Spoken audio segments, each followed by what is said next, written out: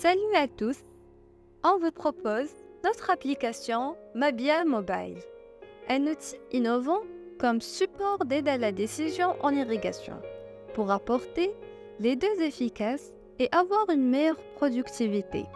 Selon 4 paramètres à introduire: le type de sol, les caractéristiques de la plante, le type et le programme d'irrigation en fonction de la disponibilité d'eau dans vos parcelles et les données météorologiques de votre emplacement.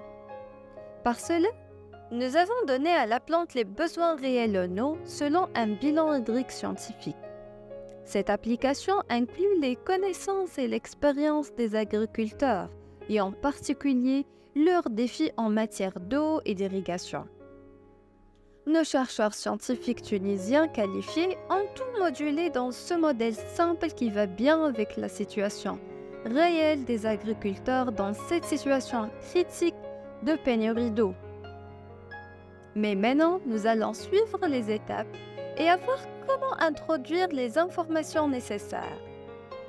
Supposons que je suis une agricultrice d'Abida, du gouvernorat Al-Kef, et que j'ai un terrain de 5 hectares que je l'ai acheté depuis 2020. Je l'ai commencé à travailler dessus après un an.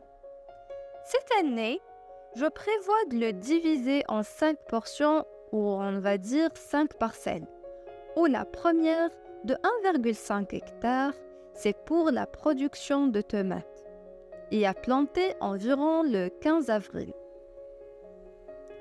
La première étape consiste au choix du type de sol. Mabia comprend 12 classes du sol, avec leurs caractéristiques scientifiques de rétention d'eau. Et il suffit de choisir une parmi. Et dans ma parcelle, c'est le cas des sols argilo-limoneux. Deuxièmement, le choix de la culture. Mabia dispose d'une base de données de plus de 170 cultures, allant des grandes cultures, les légumes, aux arbres fruitiers. Ici, je vais choisir la culture tomate Abida, nouvellement créée. Et dans une autre vidéo, nous allons voir ensemble un tutoriel sur l'ajustement du cycle de croissance de la plante spécifique à votre propre culture. Troisièmement, le programme d'irrigation, qui présente le point le plus fort de Mabia Mobile, où vous avez une alternative entre la culture pluvieuse ou irriguée. Ensuite, vous devez choisir le système installé, soit vous disposez des arroseurs ou l'irrigation goutte à goutte ou même l'irrigation par surface.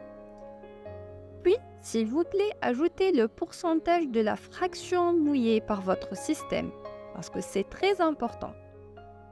La partie suivante, vous devez programmer l'irrigation et mentionner les critères d'alerte que vous disposez, avec les jours où c'est votre tour de recevoir de l'eau.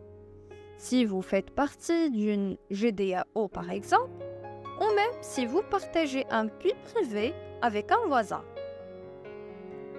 Dernièrement, et le plus important, c'est les données climatiques. Là où vous devez choisir la station météorologique la plus proche de votre parcelle. Si vous appartenez à l'une de nos zones de projet, sinon, il y a l'option données climatiques par satellite. Après, vous recevrez une alerte avec la quantité à irriguer que vous devez soit confirmer ou l'annuler juste pour qu'elle soit prise en compte. Et ceci, c'est le résultat du bilan hydrique qui vous donne une idée sur l'état hydrique au niveau racinaire de la plante pendant tout son cycle.